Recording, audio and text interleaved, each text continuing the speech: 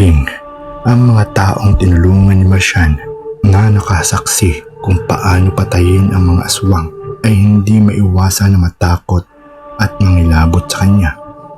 Isa sa mga kalabang aswang ay sadyang pinatakas ni Marcian. Nang tumakas ang nasabing nilalang, kagaya ng plano ay palihim na sinundan nito ni Marcian hanggang sa makarating sila sa loob ng kagubatan. Ngunit sa kasamaang palad, ang aswang na sinusundan ni Marcian ay bigla na lamang naglaho na tila bula. Walang magawa si Marcian kundi ang bumalik na lamang sa tahanan ni Cleto dahil pasado alauna na rin ng madaling araw. Nang makabalik sa tahanan ni Cleto, si Marcian ay nadatnan pa niya ang lalaking mahimbing na natutulog. Napailing-iling na lamang si Marcian at napaisip kung bakit nagawang talikuran ni Cleto ang pagiging isang antingero. Malalim na pabuntong hininga si Marcian. Saka siya nahiga sa banig na katabi ni Cleto at mabilis siyang nakatulog. Kinaumagahan, tila kasing bilis ng kidlat na kumalat sa buong lugar ang kabagisan ni Marcian sa pakikipaglaban.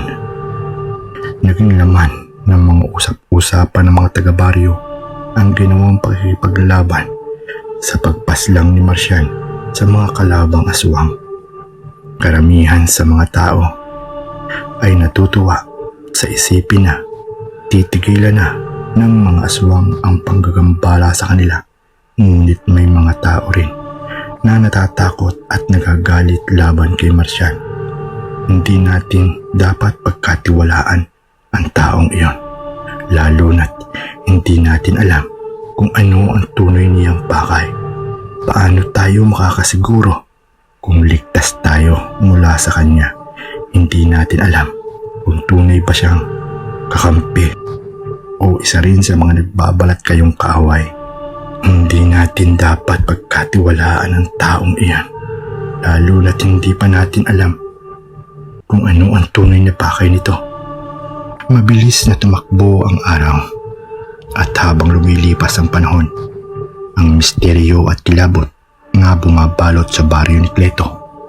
Kung dati ay palagi na nakakulong sa kanilang mga tahanan ang mga taga-baryo, ngunit ngayon ay malaya na nilang nagagawa ang kanilang mga gusto. Tuluyan nang napaalis at napabagsak ni Marcian ang mga aswang na gumagambala sa kanilang baryo. Ang mga nilalang na kinakatakutan nila ay tuluyan na naglaho. Ngunit kaano man karami ang naitulong at kabutihang naitulot ni Marcian, ay patuloy pa rin siyang pinagdududahan ng ibang tao. Ani ng mga ito ay malakas ang kutob nila na si Marcian ay kabilang din sa mga kampo ng mga demonyo. Anak naman ng teteng mo. Ako na nga ang tumulong, ngunit ako pa ngayon ang nagmumukhang masama. Malakas na pahak-hak si Marcian matapos niyang isigaw ang katagang iyon. Sa mga sandaling iyon ay nasa sala siya ng bahay ni Cleto. Kapwa sila nakaupo ni Cleto sa pahabang upuan, nagawa sa kawayan at nagkakape. Araw naman ng linggo kaya wala silang gagawin kundi ang magpahinga. Nakarating na rin kasi sa dalawang lalaki ang tungkol sa mga usap-usapan ng mga taga-baryo na may kinalaman si Marcian. Hindi rin naman nila masisi ang mga tao dahil bigla na lamang din itong sumulpot si Marcian sa kanilang lugar at nangaso ng mga aswang. Marahil ang naging karanasan ng mga taga-baryo sa kamay ng mga aswang ng ilang taon ay nagbigay trauma sa kanila, kaya hindi sila mabilis na magtitiwala. Nananatiling walang imik si Cleto at ang kanyang tingin ay nasa labas ng bintana at tanaw niya ang mga kabataang masayang naglalaro sa labas. Nga pala, Mang Cleto, bukas na ang alis ko. Hindi ka ba talaga sasama? Baling ni Marcian sa lalaki. Malalim na napabuntong hininga si Cleto. Saka siya napatingin kay Marcian na ng mga sandaling iyon ay sumisip-sim ng kape sa tasa niya. Ngayon, bumalik na ang kapayapaan sa kanilang lugar. Muling binabalak ni Marcian na umalis na sa kanilang lugar at tumungo sa kabundukan kung saan naninirahan ang iba't ibang uri ng mga halimaw. Nakakalungkot namang isipin na tuluyan mo nang iniwan ang pagiging antingero. Sana balang araw ay masilayan ko rin kung paano makipaglaban at mas maganda kung tayong dalawa mismo ang makikipaglaban. Nakangiting wika ni Marcian, saka maingat niyang ibinaba sa mesa ang tasa. Tumanggi si Cleto na sumama sa kanya sa kabundukan upang makipagtuos sa mga halimaw na nandun.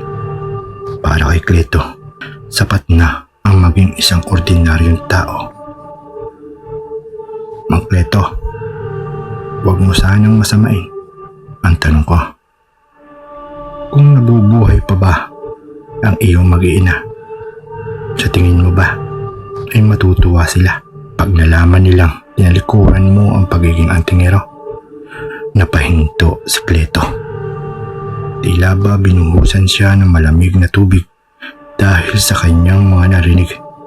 Muling bumalik sa kanyang alaala ang mga masasayang alaala kasama ang kaniyang mag-ina nung nabubuhay pa. Ang kanyang asawa at anak ay palaging nakasuportado ang mga ito sa kanya. Sa katunayan ay ipinagyayabang pa ng kanyang asawa sa ibang tao kung gaano siya kahusay at katapang bilang isang antingero. Gustong gusto ng kanyang asawa ang pagiging matapang niya, lalo na't dati wala siyang inuurungan na anumang laban. Ipinagsigawan din dati ng kanyang asawa kung gaano ito kasaya dahil isang matapang at mahusay na antingero ang kanyang napangasawa. Mahal na mahal kita, Cleto. Gusto ko ang pagiging matapang at tibay ng loob mo. Ikaw ang nag-iisang matapang at mahusay na antingero na mamahalin ko habang buhay. Naalala pa ni Cleto na usal ng kanyang asawa nung nabubuhay pa ito. Mapait na napangiti si Cleto nang maalala niya iyon. Walang imik siyang napatayo mula sa kanyang kinauupuan at agad tumiretso sa loob ng kanyang silid. Naiwan namang nag-iisa si Marcian sa sala at napaisip na mukhang nasobra na ata ang sinabi niya at nagawa pa niyang saktan si Cleto.